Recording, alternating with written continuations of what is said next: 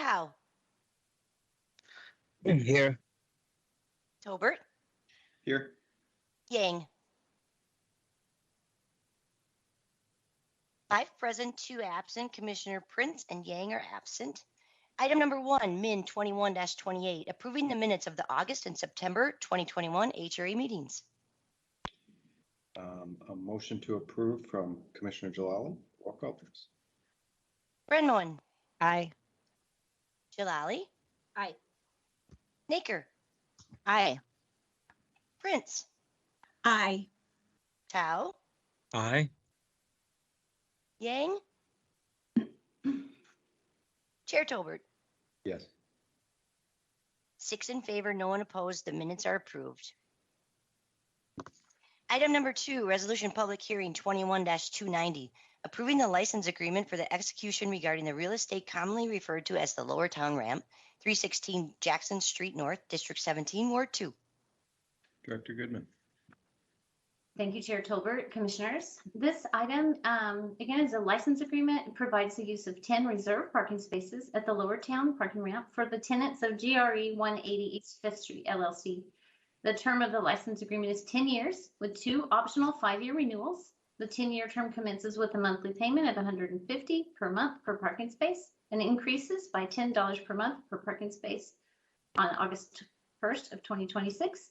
Each optional 5-year renewal includes an increase of $10 per month for parking space. This license agreement will support the parking needs of the Minnesota Department of Employment and Economic Development employees and visitors, officials and visitors, and was an important factor in Dee's decision to retain their 150,000 square feet of office space and approximately 700 employees in downtown St. Paul.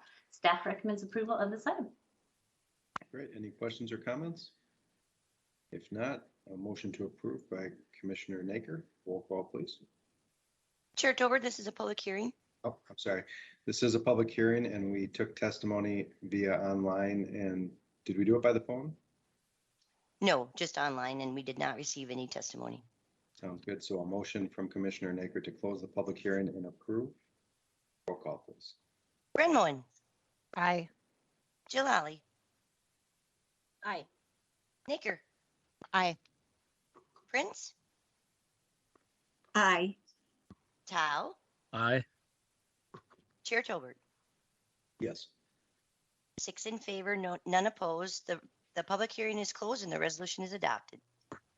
Item number 3, SR 21-168 is a follow-up on the proposed HRA PED 2022 budget. Director Goodman. Thank you, Chair Tolbert. I'm going to share my screen and I won't be able to see you once I've shared my screen, so please just jump in as I'm moving along.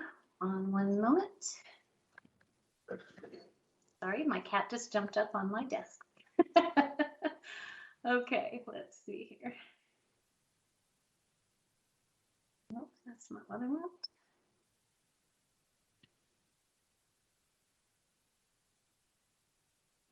It went away. It was up for a moment. Yep, here it comes. There you go. Can you see that?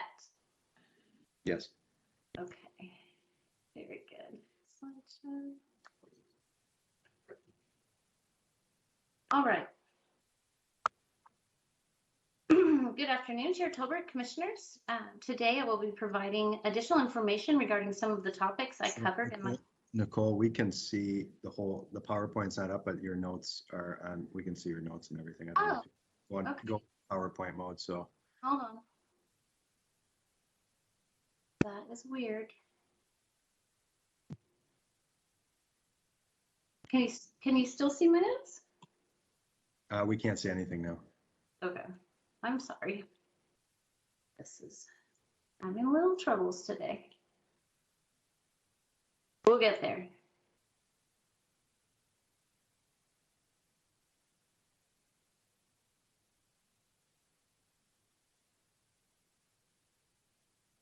Can you see my screen now? Yeah. You're still getting the weird thing. You need to put it in slideshow mode. That's what I just did. I don't know why it's not doing that. Okay. I'm gonna try one more time. I apologize. I normally don't have trouble with this. Oh, no worries.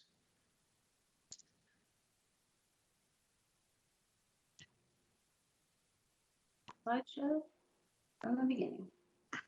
You're not getting the slideshow, you're just seeing my screen. I'm just going to do it like, can you see that? Is that fine? Yep. Yep. Okay. Apologies. I don't know why it's not working for me. Okay.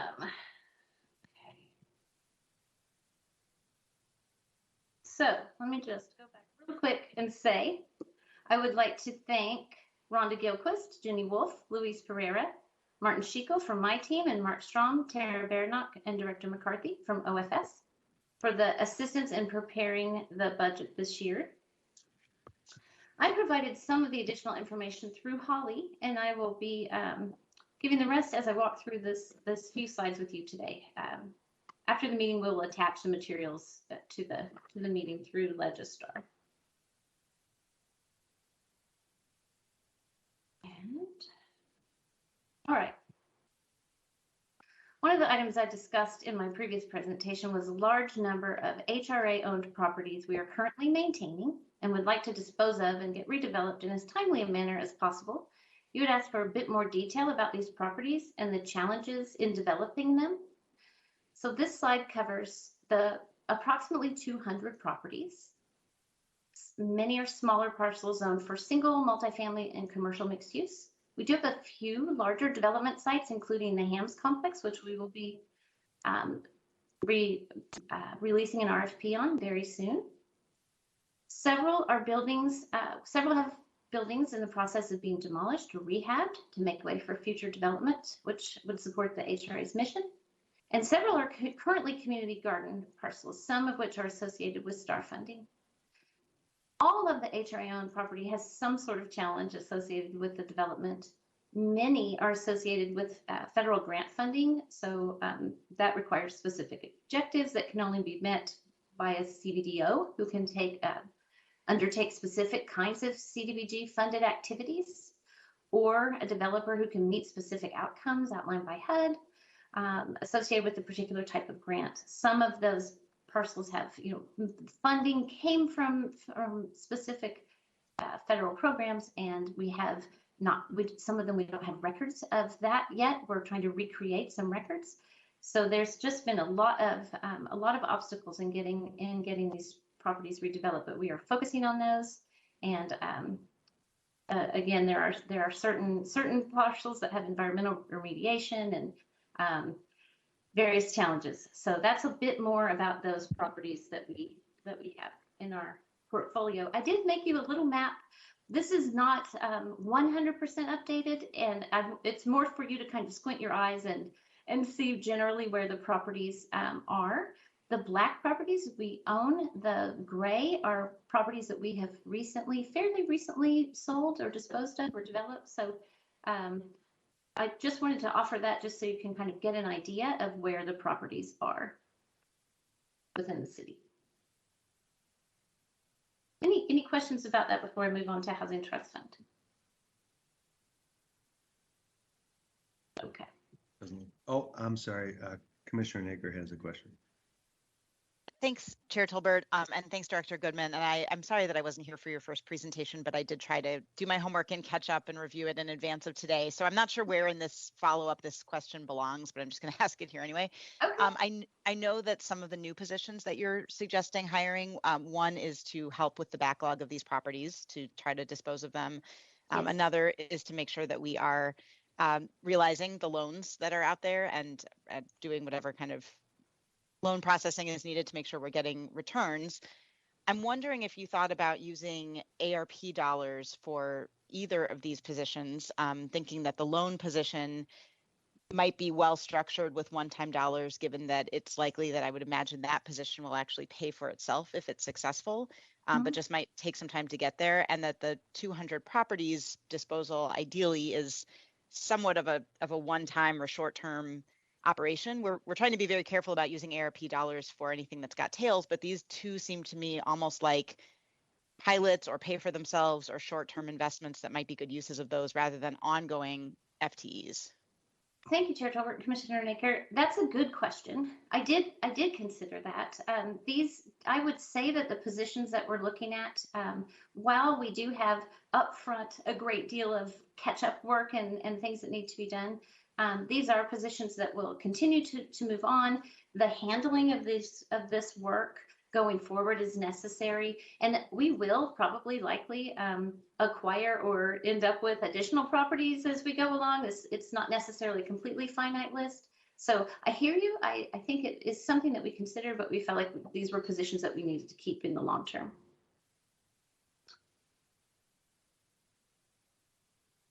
Does that answer your question? Looks like we don't have any other questions. Okay, thank you for the question. All right, I'll move on to the Housing Trust Fund. There were some questions about the Housing Trust Fund, and I wanted to just give a little information and clarity about Housing Trust Funds. Housing Trust Fund, and many cities have Housing Trust Funds. They're meant to be sort of predictable, recurring sources that allow the jurisdiction to build up the fund over time and budget and plan projects for the long term. To be able to nimbly respond to local community needs with a flexible source of funding, deploying the capital as may be demanded with challenging economic or market conditions, and attracting and leveraging philanthropic state and federal resources with a local match. So again, this is a slide that references the Minnesota Housing Partnerships Local Housing Trust Fund Manual. Our Housing Trust Fund has been proven to be a great example of the benefits of a Housing Trust Fund. As a trust fund, it's not meant for the funds to like flow in and immediately flow out. It's meant to be a fund that is capitalized and available to meet the financing needs and leverage private dollars as opportunities arise. I did include in your packet sort of an accounting of the various funding, the revenue sources that have come in over the few years to capitalize the fund. And then some of the, and all of the spending, the outlays for various initiatives and programs, projects that have been funded to date, and what we're expecting to fund the remainder of this year and for next year. Commissioner Brenman.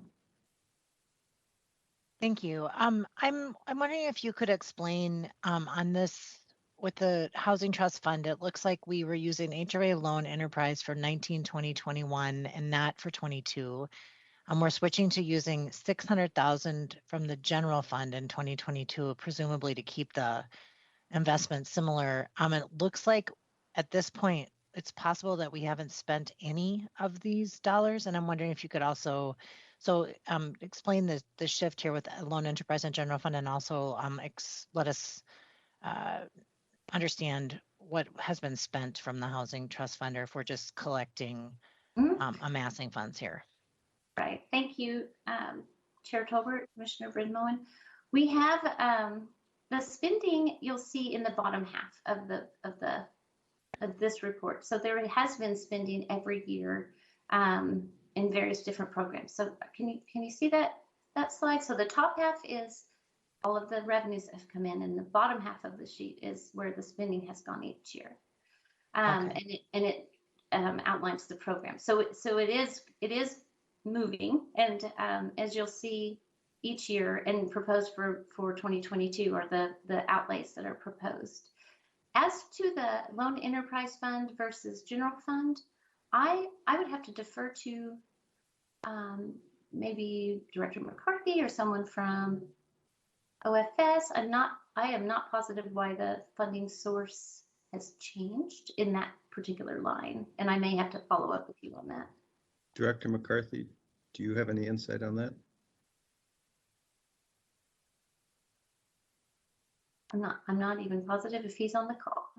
Just join. Thanks, Chair Tolbert and Commissioner Brenman. I'll have to dig in a little bit on that, and I know there are other folks on my team, and if one of them has a better response, otherwise, I think we'll have to get back to you on the specifics. I know one piece I believe is that there's the general fund support is replacing different HRA support that was going away starting in this year. So I think it's to keep the program whole, as Commissioner Brenman noted.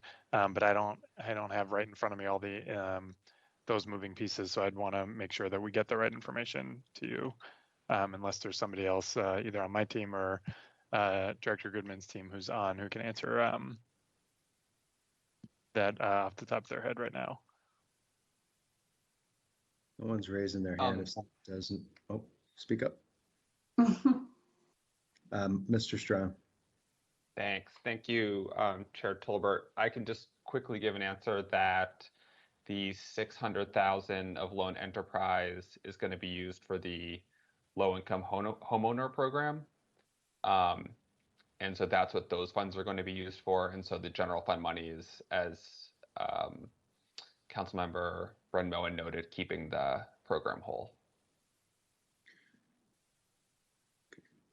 Does that answer your question, Commissioner Brun-Moen, or?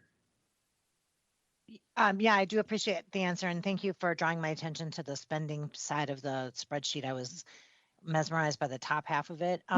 But I appreciate the response about the HRA loan enterprise switch to the city general fund, and I just will say that I think that's a really significant shift. I'm committed to the housing trust fund, but this is something that I like to flag to my colleagues' attention and as something to consider as we move forward in our budget analysis. That's good. And since we have OFS, I know Commissioner Naker has a question. Just so how much is currently in the bank of the Housing Trust Fund at this moment? How much do we have in the bank?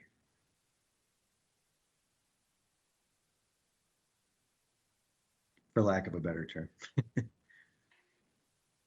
Chair Tolbert, I would have to look to OFS at this moment and I don't know that that's a number that they would have off the top of their heads.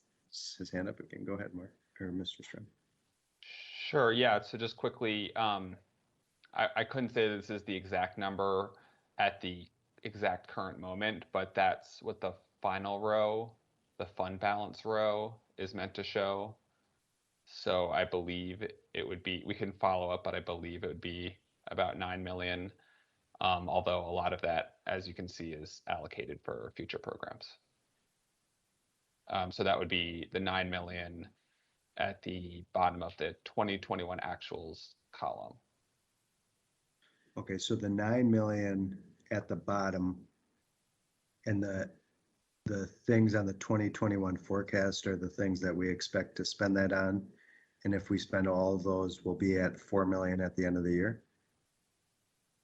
Chair Tolbert, that's correct. Okay, and have we allocated any of those? I mean, the down payment assistance, have we allocated any of those, or have we committed them, or are they to be spent in the next, well, 2.5 months? Right. Chair Tolbert, I'm going to see if Director Schuckman is on the line and might be able to provide any kind of update on any of the programs that we are working in still this year. Thanks, Chair Tolbert, commissioners. So we wanted to show the amount of spending that's projected in the future. So I would just clarify that I think that 2021 forecast is really to show future spending from those programs. I don't anticipate all of that cash is going to walk out the door in the next 2 months. It's 2021 and future years. So it's just trying to condense it into one slide. On the 2022 projected, those are there are programs on here that you'll see, Inspiring Communities and NOAA Investment Fund. Those are programs that we anticipate bringing to the HRA board for approval sometime in the next several months as a request for allocation of funds. Those funds would then be spent down over several years. Okay, so for clarity, we currently have about $9 million in potential programs that are the 2021, but in practicality, those things will likely be 2022. I'm just wondering how much we're sitting on instead of investing in our community. Chair Tolbert, Commissioners, so the 2021 forecasted numbers, those are programs that dollars have been set aside for. The programs don't spend down, all of them don't spend down quickly. So the Families First Housing Pilot would be a good example. So the $3 million was set aside by the HRA, and dollars have been going out the door for that program each month. But they're going out in, $300 a month per person increments. And so it's sort of a slow spending program. Down payment assistance, the HRA allocated $1.5 million for that program. We leveraged that with $1 million from the state. And so it's going out, the HRA's contribution is, $20,000 matched by $20,000 of state funding. And so that is to serve 60 homeowners, and it's going out in $20,000 increments as homeowners buy their homes. So the funds have been set aside to those programs, but then they will spend down as we connect with families. So they're not, it's a bit different than sort of our traditional spending model in housing, where we are, we're financing a development and we put $1 million of cash out when that project closes. So some of these programs are a bit of a slower burn, but having the dollars committed allows us to launch the program. Okay. So do we have an estimate of how much at the end of this year, before we put additional money in for 2022, how much will be that we'll have on hand?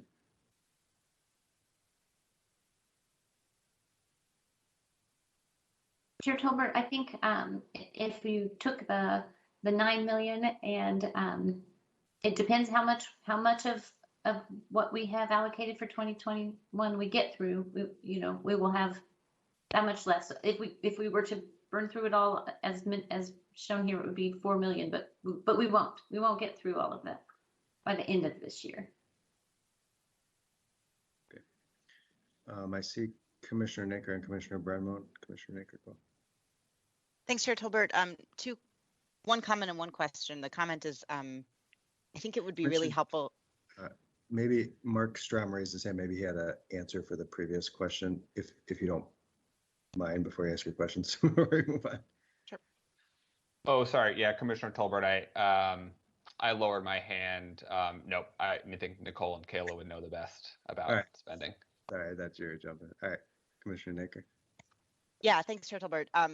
My suggestion is that it would be helpful to see these dollars listed out in the years when they're allocated to be spent, even if that means going out further than 2022. I think it's really difficult to budget with the way that this is showing reserves that are not going to actually be spent in a certain year. And then I share my colleagues' concern about continuing to pile up money in this fund, especially for two programs totaling $5 million, which is 5 times as much as we've spent in any given year without details on those programs. I think we've talked about that in a number of budget conversations, that we just don't want to keep allocating funding to programs that we're going to hear more about in the next few months, rather than that have already been planned out. So that's the comment. The question is actually going back, and I guess the request for that way of budgeting it out. The request or the question is more about the 600,000. I'm not understanding why we can't take 600,000 from the general fund and do the property tax refund program with that from the general fund. Why we're doing all of this switching around through the Housing Trust Fund. So can OFS speak to that? Chair Tolbert, Commissioner Naker, we're planning to come back. We have a team that's building out the details of the low-income homeowner relief program, and we're planning to come back to present that to you in November. But we've been working closely with City Attorney, as we did when we built this project and this program into the budget, and it was based on City Attorney's guidance that this be a HRA-funded program. And it is funded outside of the Housing Trust Fund. It's not funded through general fund dollars. It's funded through HRA resources directly, because it's more in alignment with their HRA's charge to provide stable and affordable housing to homeowners in St. Paul. So we'll have more detail on that, as I said, when we come back in November. But that's the short answer to that question, is that the city attorney's guidance was that this flow through the HRA budget specifically. So just to clarify, is that a legal issue? Like the city's general fund cannot be spent on that use?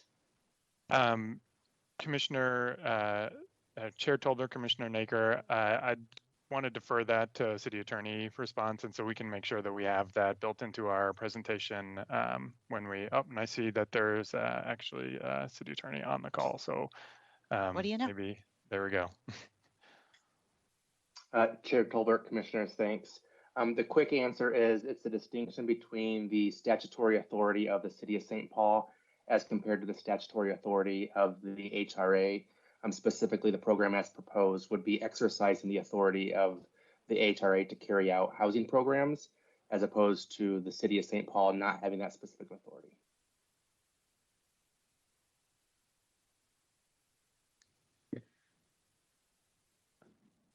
Commissioner Naker, any further?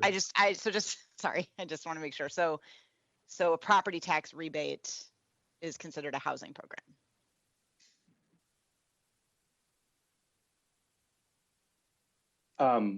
So the program as proposed would be exercising the authorities of the HRA to provide decent, safe, and sanitary housing to those in need.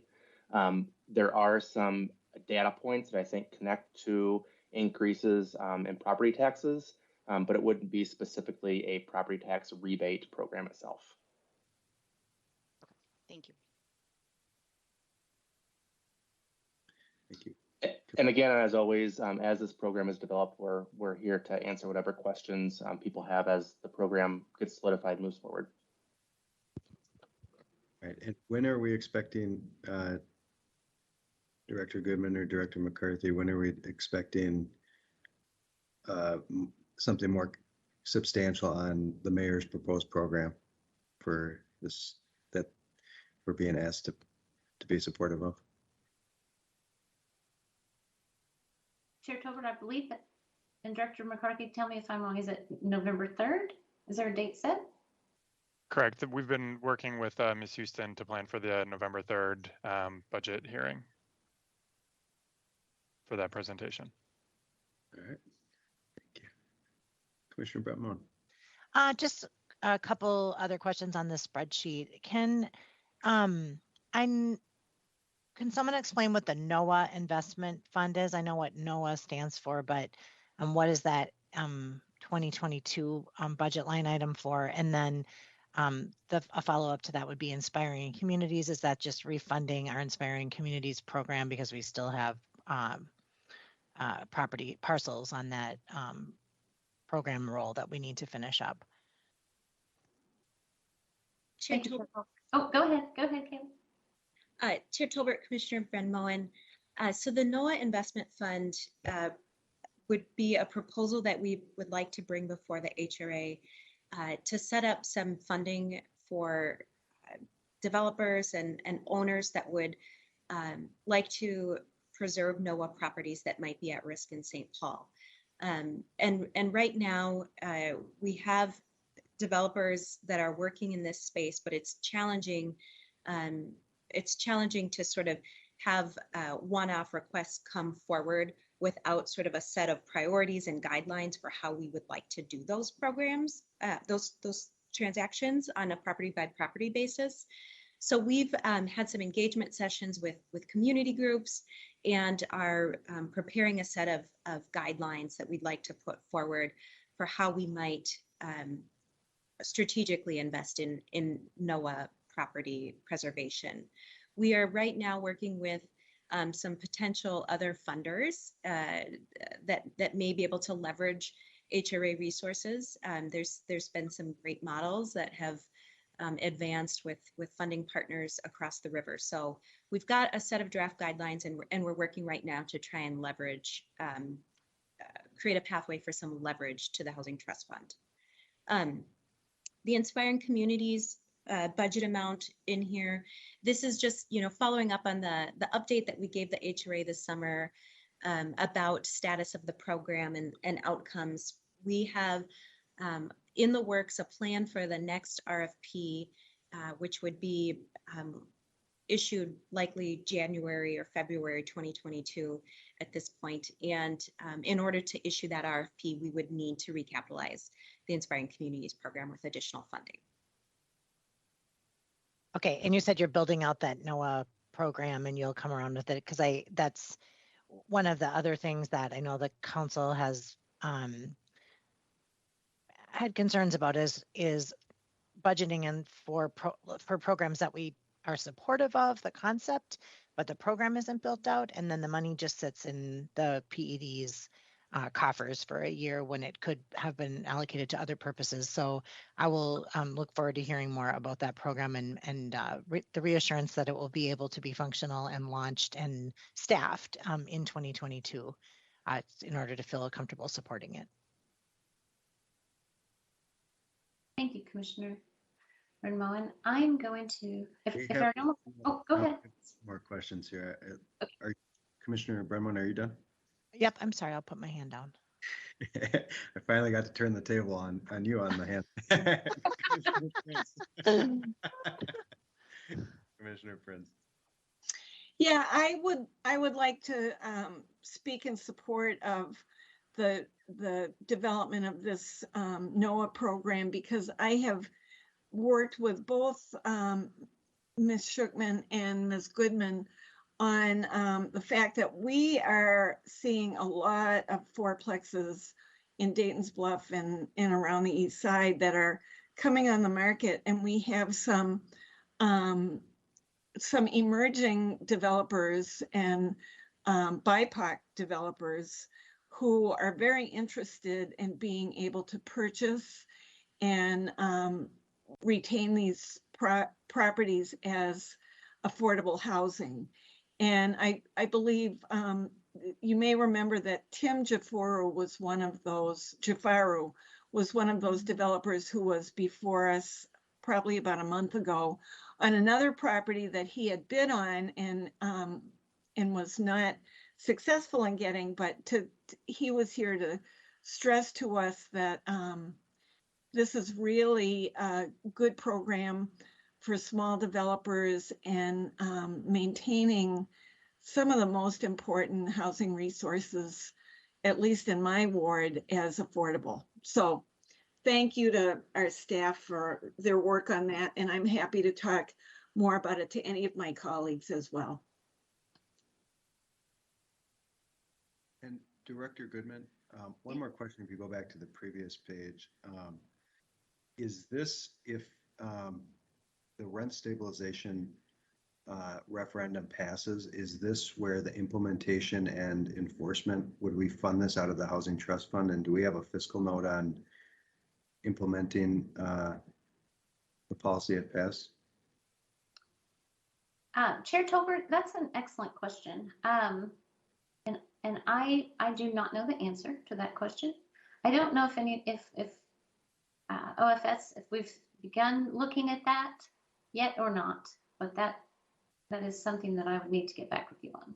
Director McCarthy, has your office, I don't know if it'd be through the Housing Trust Fund in the HRA or through HERO or another department, but has your office started putting together the fiscal note and staff need that we'd have if the referendum passes to implement it? Chair Tolbert, I know that there is a work group working on that right now. It's being led, I think, primarily by folks in City Attorney, HERO, and OFE. And I think I'm supposed to get an update on that later this week. But I do know that that work is in place. So there is a team working to figure out exactly what it would take to implement and enforce that ordinance if passed. When do you think we'd have a guesstimate on the fiscal note? Chair Tolbert, that's a great question. I hope to know later this week a timeline for what that looks like. But the communication that I've given to the folks who I know that are working on that group is, we've got a budget process that wraps up in mid-December. And if there's a 2022 budget impact, we're going to need to know before then. So they understand the timeline and understand the timeline that you all are working under, and that we would need those numbers within the next few weeks here. So I would hope that we'll be able to report back to this group soon on what that might look like. Okay, great. we'll add that to the follow-up list that we sent to Holly Houston. So, all right. I think I don't have any further questions on this slide. All right. Unless Thank you, someone Chair. else. I am going to move on. I'm halfway through my 11 slides, and I think we have about 8 minutes left. So I'll try to go a little more quickly. The Housing Trust Fund, just one little note about the 7 million allocated to date. We've also been able to leverage funds from philanthropic and other funding. So we just wanted to point that out, that there's been a successful amount of leveraging of private philanthropic funds along the way as well. Shifting gears, you've asked in the past, this body has asked in the past for a comprehensive list of the programs sort of generally available for business assistance. This doesn't include Bridge Fund or any other sort of COVID related one-time programs, but this is like your constituent asks, what are the programs available? And you're able to say, here are the programs available. And I know we haven't had a really very good comprehensive list of those for you before. So we've put this together. We still may have a few tweaks, and we thought we would kind of create a PDF that you could either print or email to constituents. And we will also be updating our webpage in regard to these programs. We need to do a much better job of getting this information out broadly to the community. The programs are there and the funding is there and available, but it's been probably not sort of marketed as well as it should have been. So we're working on that. I think you're familiar with most of these, so I don't know that you want me to walk through them just given the time constraints, but if you have specific questions about any of these programs, we've tried to include the guidelines, and then again on the webpage we would have a link to where applications or, for any of these programs would be accessed. So I do have the top three. I think we're all pretty well aware, and they have community review. The bottom three, I see the guidelines, but who ranks them and who makes the final choices? We have the resource team in our department, who's comprised of individuals from various parts of PED, and they do go through. There's a form, kind of a process for each one that looks at public purpose and is there a demonstrated gap, or what are the most is it CDBG eligible? All of the various pieces of criteria, job creation, increasing the tax base, all of those things. And the resource team determines what would be the most appropriate program. So that's kind of the process. I don't know, Director Martin Schickel, do you have anything further to add regarding that process? Yeah, as he sound, maybe, is there like a scorecard or something that we could see that the staff uses? Yeah, we do actually have a form. I don't have it here with me, but we can provide that as a follow-up. Well, and this is Martin Schickel. I would just add that those programs, the bottom three programs, are not. Those are available year-round, and we take projects as they come or as we find them. And then ultimately, most of them wind up in front of the HRA board for final approval. So unlike, for instance, Neighborhood Star or Cultural Star, where we're ranking one proposal against another, these are, one at a time in isolation typically, and we're just looking that they have, as Director Goodman said, a demonstrated need and a demonstrated public purpose, and that we have funding available.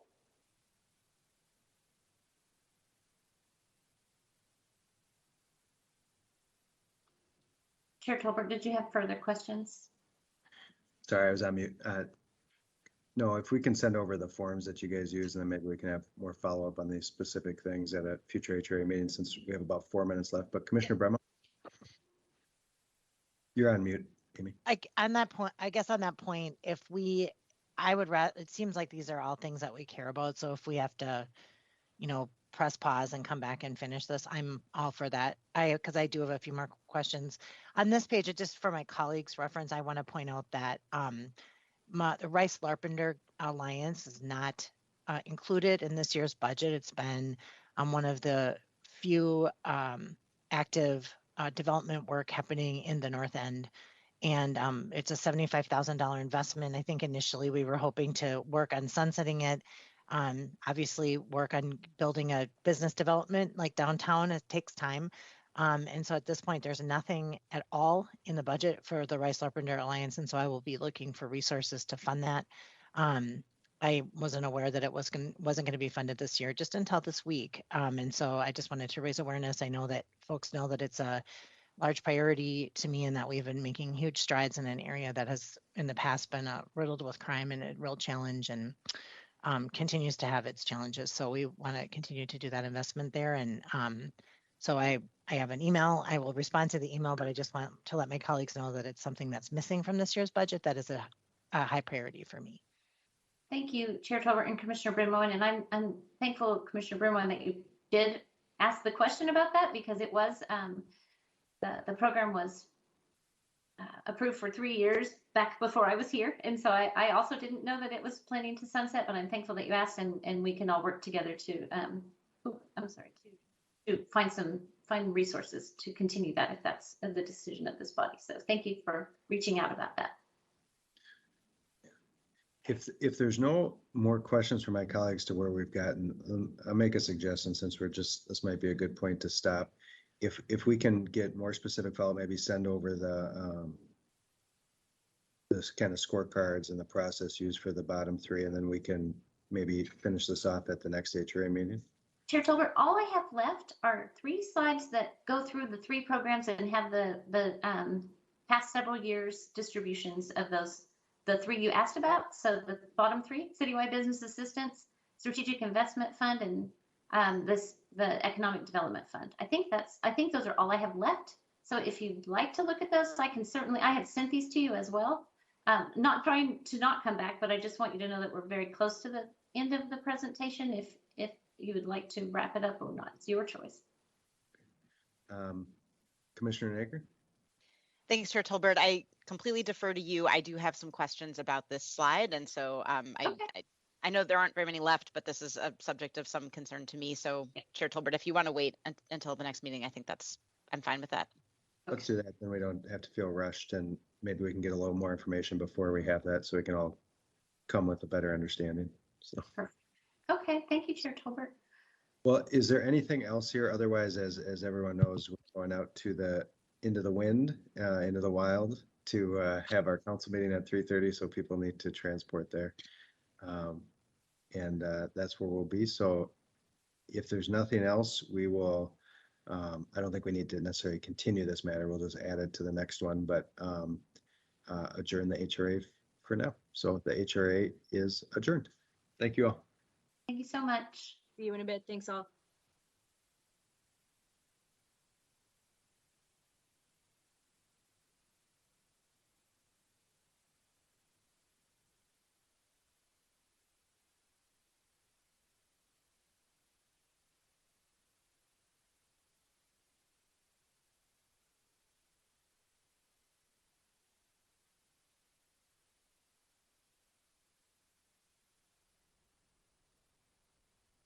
Hi, I'm St. Paul Fire Chief Butch Inks. And I'm Parks and Recreation Director Mike.